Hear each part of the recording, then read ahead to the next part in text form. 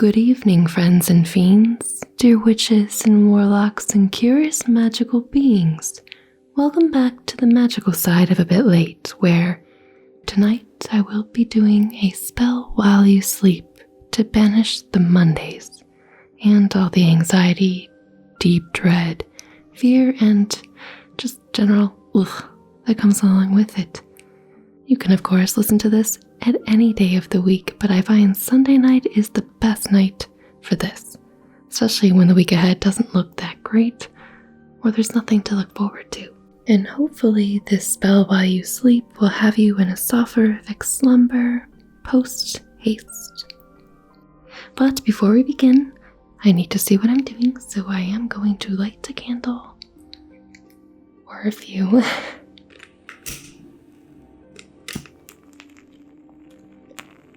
Ah, yes. Good old Faithful Woodwick.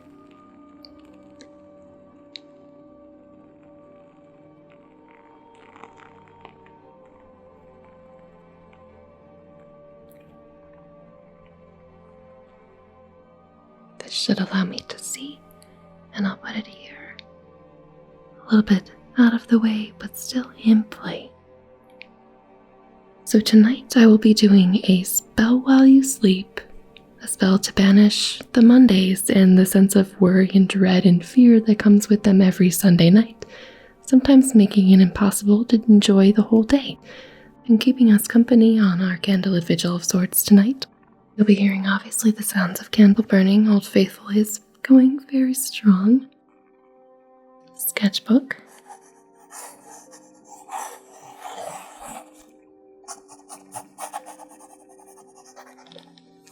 In case we get bored and we need to put that nervous energy somewhere.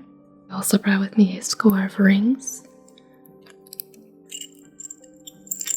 to get things going. You have to wear just the right thing after all. I'm going to be charging the spell with some jasmine petals. That's a theme tonight. Jasmine tea, jasmine petals, jasmine oil. Jasmine is a great smell for the darkness, I have found. So tonight we have a spell with a candle, we have a sketchbook, and of course we have a story. Selected one, collected by the Brothers Grimm tonight, simply called The Moon, because it is late and we are keeping watch while the moon is out. It's an old story about the moon, of course, but something happens to it you may not expect. And after our story is over, I'll be staying up with the candle because someone needs to tend the fire, of course. But I will be whispering every now and then to tell you what transpires with it, and to keep you company if you happen to be staying up late because you're unable to fall asleep still. So, candle lit. Now I can light the good smell incense, rose, for this evening. Because everything will just come up roses this week. That's the hope anyway, right? Put it out there, maybe it'll work. I can see now by the candlelight, and the incense is burning. But before truly beginning tonight's ritual, I need to select some jewelry. Yes, I have brought you into this mundane-ish part of the ritual, but it's important. It's important to consider everything. An assortment of rings, one as dark as the night sky without a moon, one as bright as the moon itself. It's actually a she-shell inset into a ring that I kept losing the real stone to. Some other silvers, and peridot, because that's just so nice. Select some earrings.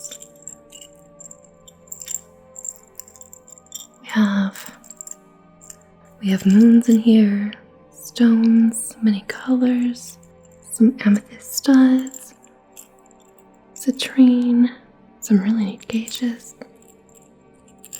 That's not what they're really called, but more peridot? Jeez, I like green. Turns out And most of the earrings don't have a mate because I have a terrible habit of losing them. So I usually wear non-matching earrings, but we're in a pandemic, who's gonna see but me, right? Right, I did manage to find some matching ones.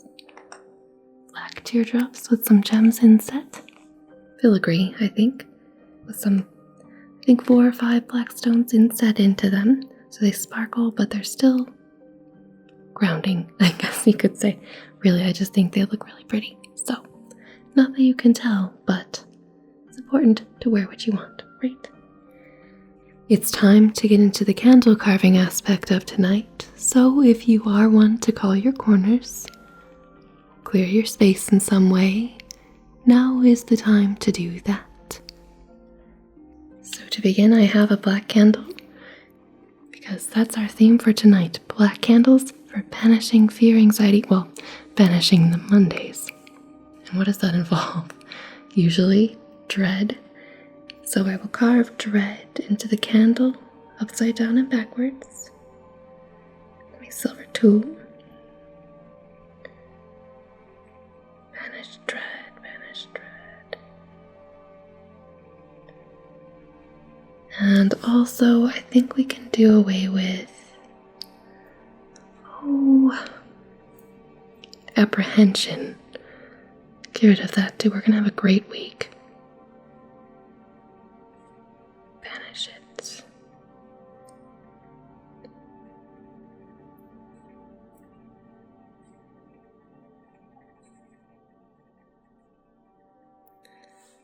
And while we're here, we'll get rid of any doubts too. All these are upside down and backwards. Because we don't need doubt in this week. This week is going to be great. Don't have to doubt it, don't have to second guess. And I like at least one positive on a candle. Now I have to say black is usually the color we use for banishing things, or I use for banishing things, but I also use it to center myself because it burns so nicely. I should say it melts so nicely. Sort of a purple, black, blue, and it is not transparent wax, so it just looks so elegant when it melts. We will do recharging now. Yeah, let's do that.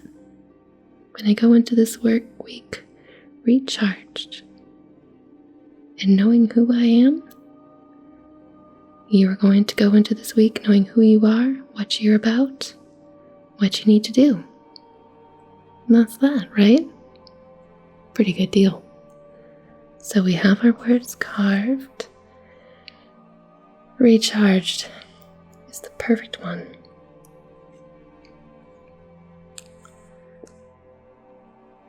So the black candle we have carved in, recharged, but we are going to be banishing dread, apprehension, and doubt. Sounds like we're banishing D-I-D, dread, apprehension, and doubt.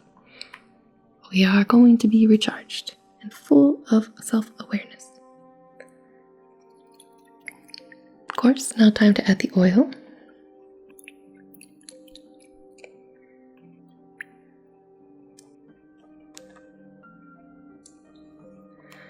So, away with the dread.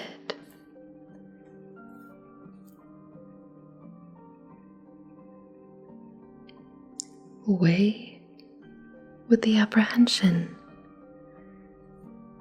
Away with the doubt. And in with the recharging. My oh my, this jasmine oil smells very, very good.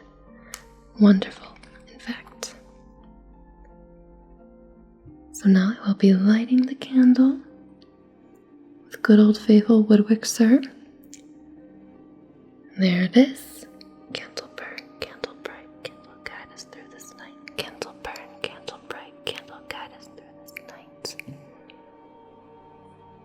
Jasmine petals are arranged around it.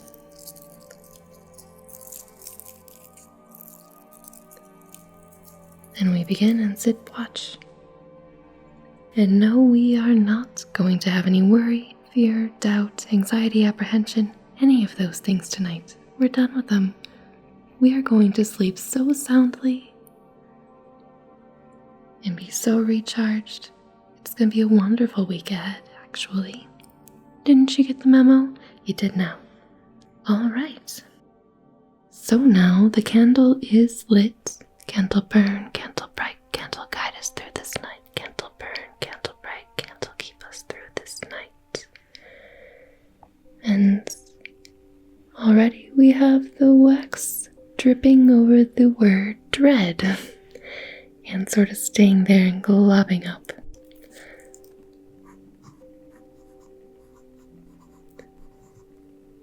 Are you dreading the week? Am I dreading the week? Very likely. It's staying on there, but we don't need to, because Monday is not now, or even though technically it may be if it's Sunday night, morning, Monday morning, and you're still up like me. Hey, Night Owl, how's it going?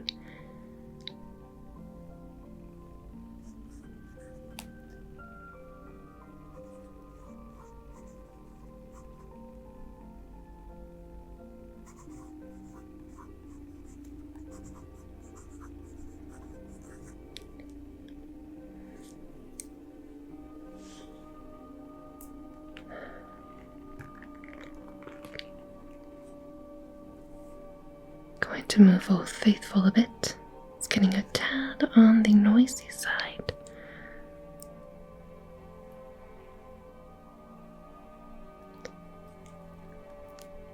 But all there is to do now is sit back, relax, and get lost in the flame.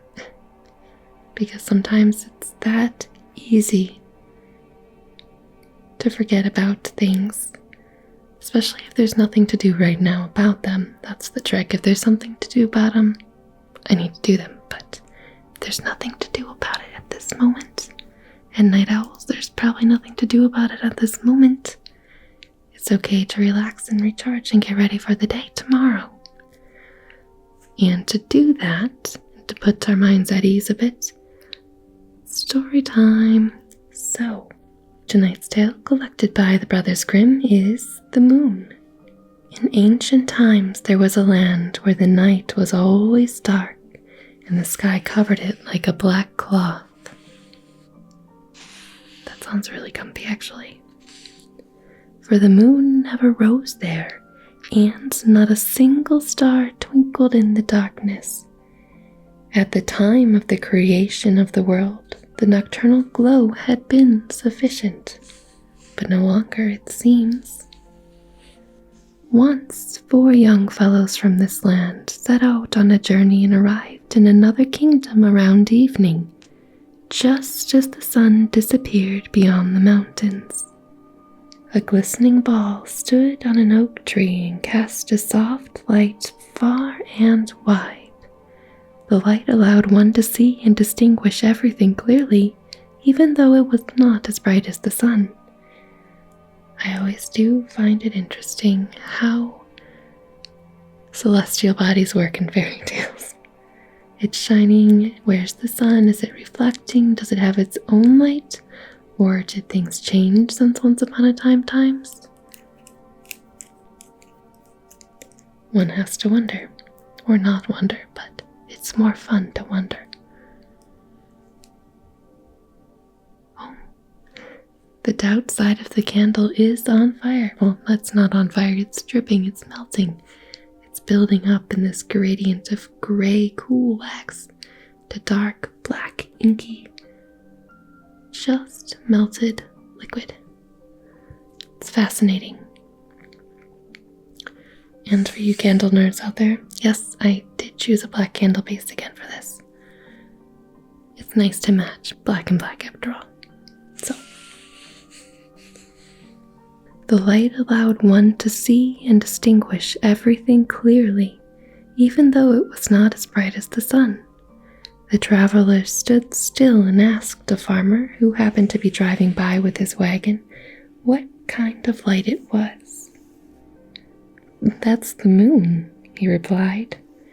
"Our mayor bought it for 3 coins and stuck it on the oak tree." What? No.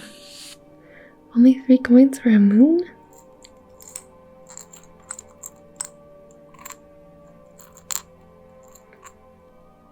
You must pour oil on it every day and keep it so clean so that it always burns brightly.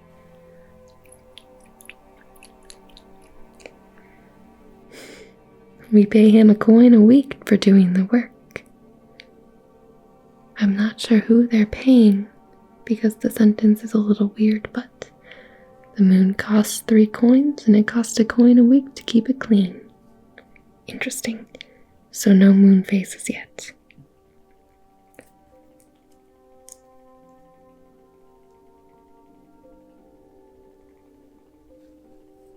When the farmer had driven away, one of the travelers said, "We could use this lamp. We have an oak tree at home that's just as large as this one, and we could hang it there. What a joy it would be if we didn't have to grope about in the dark anymore. I wonder, do they not have candles and such at this time? Can they not travel after dark?" They certainly don't work after dark.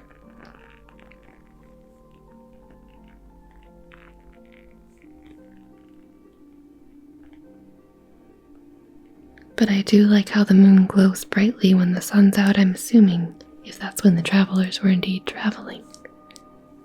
But they decide they don't want to work in the dark anymore. "You know well what we'll do," said the second. "We'll get a wagon and horses and cart the moon away. Then they can buy another one here." Where does one buy a moon? Asking for me, I think. "I'm a good climber," said the third one. "I'll get it down for sure." The fourth one brought a wagon with horses to the spot, and the third one climbed the tree, drilled a hole in the moon, passed a rope through it, and let it down. When the shining ball lay atop the wagon, they covered it with a cloth so that nobody could see the theft. They brought it safely to their land and hung it on an oak tree. Old and young rejoiced when the new lamp cast its lights over the field and filled the rooms and chambers with its rays. The dwarfs came out of their mountain caves, and the elves, dressed in their little red coats, danced around and around on the meadows. The 4 young fellows took care that the moon was provided with oil. They cleaned the wick and received a coin a week for their work. Between the 4 of them, I wonder how that works. I'm curious how big this glowing orb in the sky is. Our candle, by the way, has now moved on to apprehension. A majority of the wax so far, and we are almost halfway done with this candle already, is on dread, but apprehension is got a little steady stream. In case you were wondering, in case you're apprehensive, I guess you're seen, but you don't have to be apprehensive because right now we're reading a story. But they became old men, and when one of them became sick and saw his death approaching, he ordered that 1/4 of the moon was to be buried with him. Okay, maybe we should be apprehensive. We have burials on the horizon here with this moon. He wants a 1/4 of the moon buried with him at his grave property. When he died, the mayor climbed the tree and cut off 1/4 of the moon with his hedge clippers.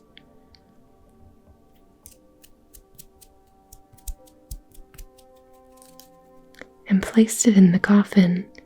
The light of the moon decreased, but not very noticeably. Phew! When the second died, another 1/4 was given to him, and the light became less. It became even weaker after the death of the third one, who also took his part with him. So there's only 1/4 left. And when the 4th one was buried, the old darkness set in again. Whenever the people went out without a lantern in the evening, they continually bumped heads. Oh, poor people. However, when the parts of the moon had become reassembled again in the underworld, where darkness had always reigned, the dead became restless and awoke from their sleep. They were astounded to find that they could see again, The moonlight was enough for them, for their eyes had become so weak that they would not have been able to stand the brightness of the sun. Oh, they got up, became merry, and assumed their old ways of life again. Oh, it's happy down in the underground. Some began to play and dance. Others went out to the taverns in the underworld, where they asked for wine, got drunk, brawled and quarreled, and finally raised their canes and pounded each other. What? This is a usual occurrence? The noise became greater and greater until finally it reached up to the heavens. They're having quite a party, I mean. Wouldn't you if you had been sleeping for centuries and then all of a sudden you can see you get waken up by this bright pesky light? And everyone else is too, might as well. Those in the heavens believed that the underworld had begun to revolt just because they're having a great raucous party, and called the heavenly host together to repel the wicked arch-enemy if he and his followers were to storm the abode of the blessed. Oh no, so they're assuming the worst right off the bat. They don't have to. It's just a party, man. Innocent undead fun. However, since the dead did not come, they mounted their horses and rode through the gates down into the underworld. They're attacking them then? What? No. There they made the dead quiet and ordered them to return to their graves. Then took the moon away to heaven and hung it up in the sky. The end. So because those up in the sky were, jealous of the big undead party or full of fear that all was not right, they went down there, stopped the party, stole the moon, and hung it up in the sky, which is why we have a moon, so next time there's a moon in the sky, I guess thank heavens. But there's another story called the buried moon. That's when there is no moon in the sky and it's dark and you bump heads with all those you meet outside without a lantern. I guess just know that down in the underworld there's a great party happening, and don't fear. Because, hey, it sounds like a great time.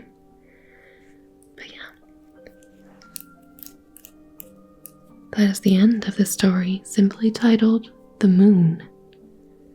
So far, our moon watching is going okay.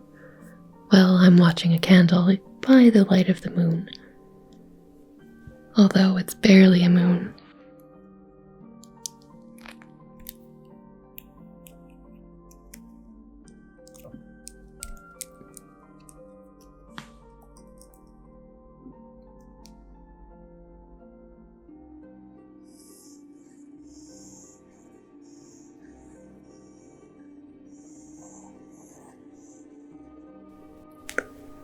Candle burn, candle bright, candle keep us through this night. Candle burn, candle bright, candle keep us through this night.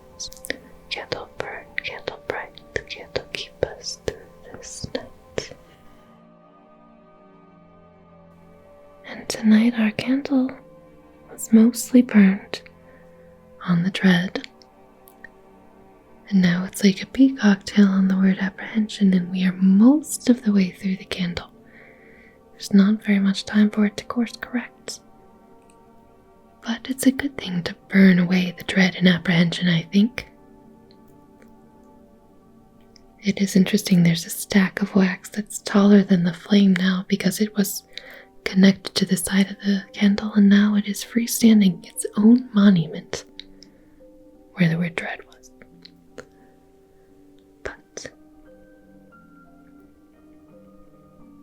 The inky black wax is mixing with the jasmine flowers.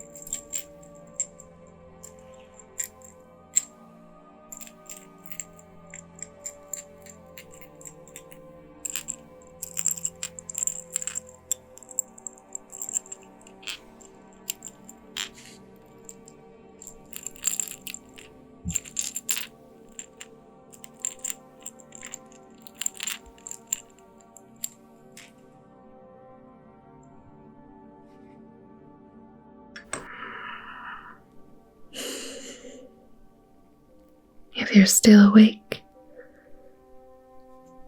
still anxious, try breathing with me.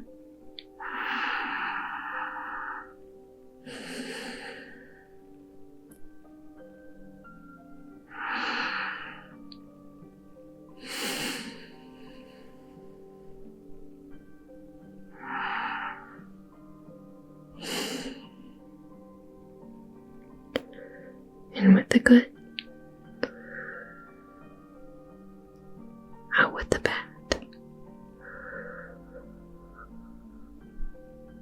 In with the good, out with the bad. In with the good, out with the bad. Invite in the good,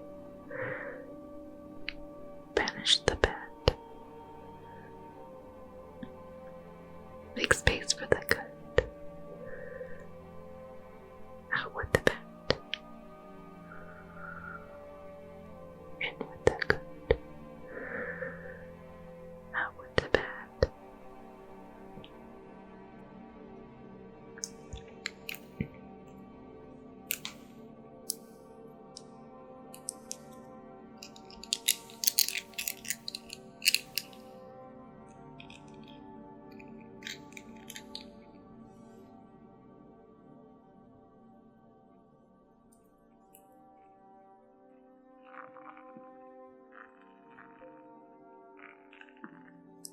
Old Faithful is faithfully burning.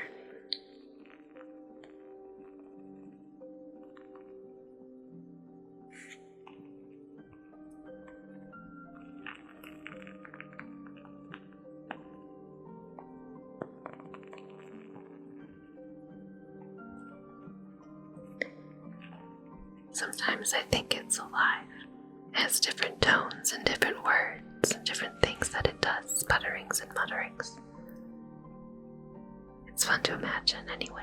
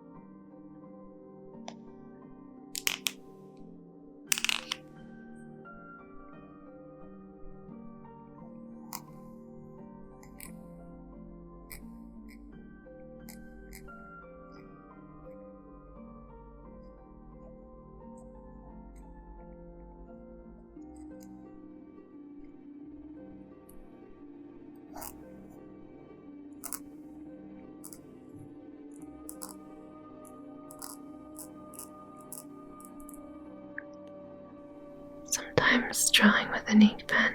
My favorites are the Precise V5 rolling ball pens. The ink can get stuck, and you'll hear that noise that sounds like not unlike Old Faithful candle burning. It cracks and it twists and it turns not so fine.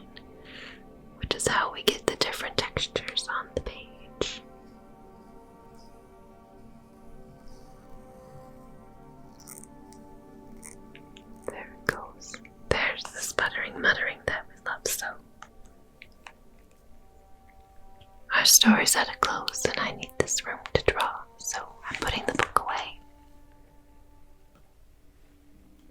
If you're still up, that's okay. I'm just sitting here drawing and doodling, so you can go back to sleep. Or go to sleep, don't worry. That was just our doubt falling off the candle, so good job letting that go. That's amazing. That's not on board anymore. You can rest at peace now for tonight.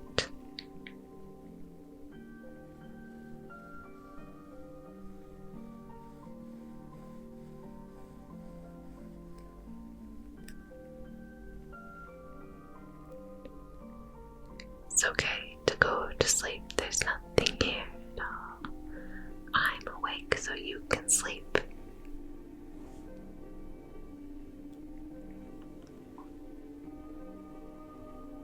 I don't have a rhyme to end that one. Don't worry, I'm working on it still. And I might have the rhyme when you wake up, but rest and keep your strength for tomorrow.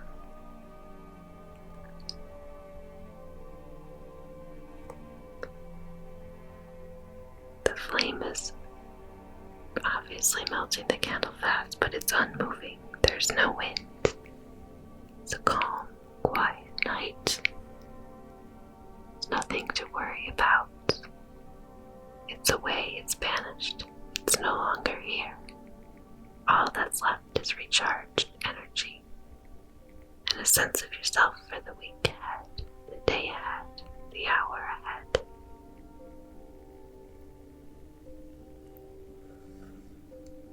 So don't worry, everything you need to do will be done just how it's supposed to be.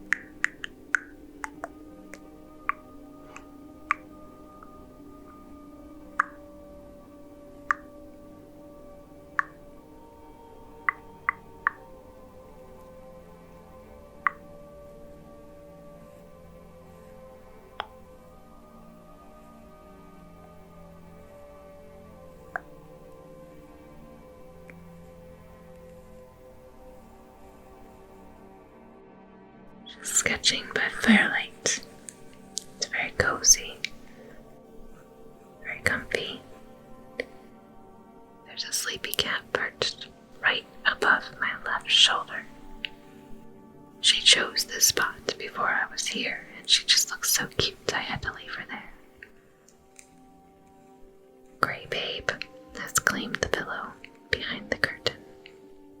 So sweet.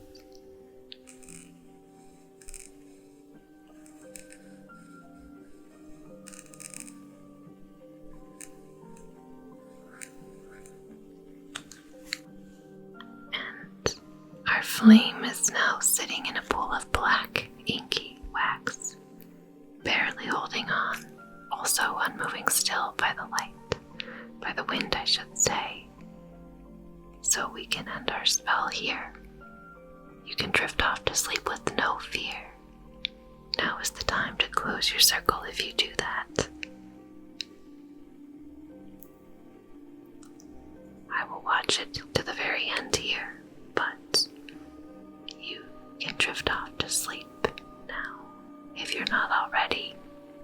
And when you wake up, you will be recharged and refreshed, and you will know nothing of the things we've already banished. I will not even say what they are, because they are gone, my friends and fiends. We've worked really long to get them gone. They've burned away in the flame. Candle burned, candle bright, candle kept us through this night. Candle